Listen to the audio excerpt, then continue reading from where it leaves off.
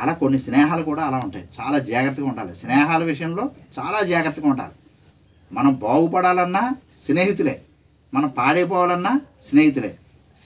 స్నేహితుల విషయంలో చాలా బహు జాగ్రత్తగా ఉండాలి. ఇది పెద్దలు చెప్పినటువంటి మాటలు ఇవన్నీ మనం జ్ఞాపకం చేసుకుంటున్నాం ఈ సందర్భంగా. అలాగే మన గొలమూడిలో ఉండేటువంటి ఆ వెంకయ్య స్వామి గారు మన 1320లో పిఠాపురాణ శ్రీపాద శ్రీవల్లభ స్వామి ఎవరు ఎలాగైతే పట్టించుకోలేదో అలాగే అక్కడ ఆయన్నే పట్టించుకోలేదు. అలాగే షిరిడిలో సాయినాథుని పట్టించుకోలేదు. పుట్టపర్తిలో సత్యసాయిబాబా గారిని పట్టించుకోలేదు. ఎవరు పట్టించుకోలేదు. ఈ మహాత్ములు ఎవరిని ముందు పట్టించుకోరు. వాళ్ళు ఏవో మహత్యాలు చేసి లీలలు చేసి ఇవన్నీ ఏంటి మనలో ఒక నమ్మకం రావడం కోసం, మనలో ఒక భక్తి పెరగడం కోసం, నమ్మకం రావడం కోసం ఏదో ఒకటి అక్కడ వాళ్ళు చేస్తారు. అది చేసి మనం వాళ్ళ రూటికి వచ్చి వాళ్ళ చేత మంచి పనులు చేస్తారు. ఇప్పుడు పుట్టపర్తి సత్యసాయిబాబా గారు ఉంది. మా అనంతపురం జిల్లాలో నీళ్లు తాగడానికి నీళ్లు ఉండవు. కడప జిల్లా ఒకటి, కర్నూలు జిల్లా ఒకటి, అనంతపురం జిల్లా, ఆ జిల్లాల్లో తాగడానికి కూడా నీళ్లు ఉండవు. మనకి గోదావరి పుణ్యం అంటూ గోదావరి దగ్గర ఉంది కాబట్టి, గోదావరి తల్లి దగ్గర ఉంది కాబట్టి మనకి ప్రవాహం కింద నీళ్ళు వచ్చేస్తున్నాయి. ఓ 30 అడుగులు పైపు వేసుకుంటే నీళ్ళు గలగలగలమని వచ్చేస్తున్నాయి. తాగడానికి, స్నానం చేయడానికి, వండుకోవడానికి, బట్టలు ఉతుక్కోవడానికి ఎలా పడితే అలా వాడేసుకుంటున్నాం. ఏం లోటు లేదు.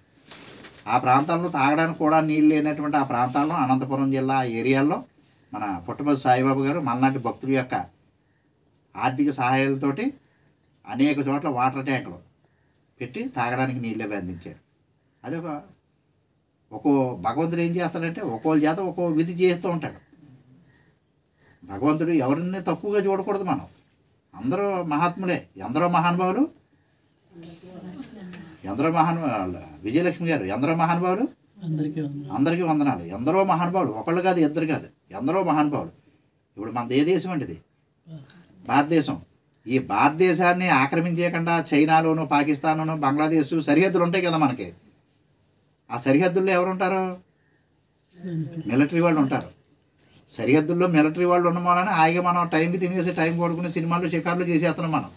ఆ సరిహద్దులో వాళ్ళు కాపలా కాస్తున్నారు. ఎండనక, వాననక, పగలనక, రేయనక, మంచు అనక. మంచు ఎలా పడుతుంది తెలుసా అండి? ఇప్పుడు -20లో ఉంటుంది. ఆ హిమాలయాల్లో -20లో ఉంటుంది. ఆ ప్రాంతాల్లో వాళ్ళు డ్యూటీలు చేస్తుంటారు తుపాకులు పట్టుకుని.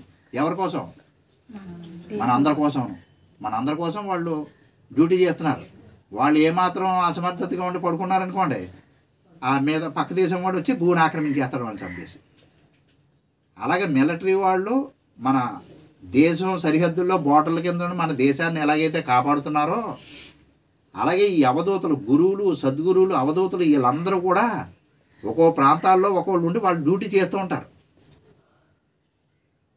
మెహర్ బాబా గారు ఆయన చేసిన డ్యూటీ ఇది. మెహర్ బాబా గారు చేసిన డ్యూటీ ఏంటో తెలుసా అండి? లెపర్సీ వాళ్ళు ఉంటారు కదా, ఇలా చీము నెత్తురు కారుతూ ఉంటుంది, చేతులంటే కాళ్ళంటాను. వాళ్ళకి స్నానాలు చేయించి, వాళ్ళకి బట్టలు వేసి, కుర్చీలో కూర్చోబెట్టుకుని ఇటువంటి పళ్ళెంలో వాళ్ళ పాదాలు పెట్టి పాదాలు కడిగి నెత్తి మీద నీళ్ళు వేసుకున్నాడు. ఎవరు? మెహర్ బాబా గారు.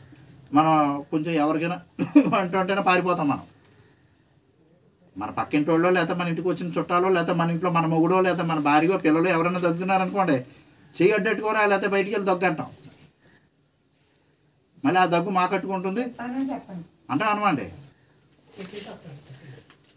అంటాం కదా, అంత జాగ్రత్తగా ఉంటాం.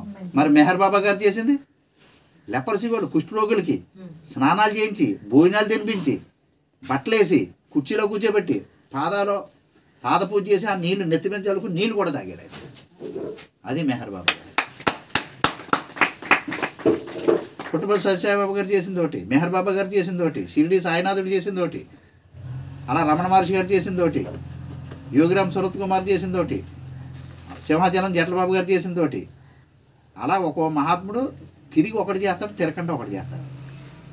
ఇప్పుడు మనం అందరం కూడా ఆ బియ్యాన్ని పిండి కింద చేయాలంటే ఏం చేస్తామండి? గ్రైండర్ పట్టేస్తాం, మిషనే పంపేస్తాం. మరి అంతకుముందు ఇప్పుడు టెక్నాలజీ పెరిగిన వలన అలా చేస్తున్నాం. కానీ అవి నలగాలంటే ఏం చేసేవాడు?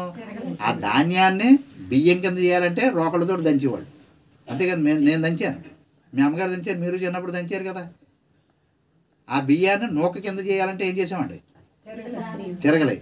తిరగలంటే 2 రాళ్ళు ఉంటాయి, కిందో రాయ పైన రాయ ఉంటుందండి. మయాన్ని కన్నం అందులో పోసి పట్టుకోవడానికి పిడి. కింద రాయి తిరుగుతుందా పై రాయి తిరుగుతుందా అండి? పై రాయి తిరుగుతుంది. పై రాయి ఒకటి నూక అవడానికి పై రాయి ఒకటి సరిపోతుందా? కింద రాయి ఉండాలి. కింద రాయి తిరుగుతుందా? తిరగదు. ముద్దులోకి అలా కూర్చుంటుంది. దున్నపోతు మీద వర్షం పడినా కానీ కదలదు అన్నట్టుగా అలా కూర్చుని ఉంటుంది అది. మరి దాని సపోర్ట్ కావాలా అక్కర్లేదా? అది నేనే దున్నపోతులాగా అలా ఓ చోట ఉంటాను అనమాట. ఇది తిరుగుతూ ఉంటారు. ఇప్పుడు అరుణాచలం రమణ మహర్షి గారు ఉంది, అరుణాచలాన్నే కూర్చుని ఉన్నాడు ఆయన. ఎక్కడికి వెళ్ళలేదు 54 సంవత్సరాలు. తల్లిదండ్రి ఆయన ఆస్తి పాస్తి ఇల్లు వాకిలి తల్లిదండ్రి రక్త సంబంధం అన్నీ వదిలేసి అరుణాచలం వెళ్ళి కూర్చుని 54 సంవత్సరాలు అక్కడ జీవించి 14/4/1950లో సిద్ధి పొంది ఆయన శరీరంలోంచి తెల్లటి కాంతిపుంజం వచ్చి అరుణాచలం కొండ చుట్టూ తిరిగి కొండలేమే. ఇది అందరూ చూస్తున్నదే కదా. ఇది ఎప్పుడో కృతయుగం త్రేతాయుగం ద్వాపరయుగంలో జరిగింది కాదు కదా. ఈ యుగంలో 70 సంవత్సరాల క్రితం జరిగినటువంటి కథ.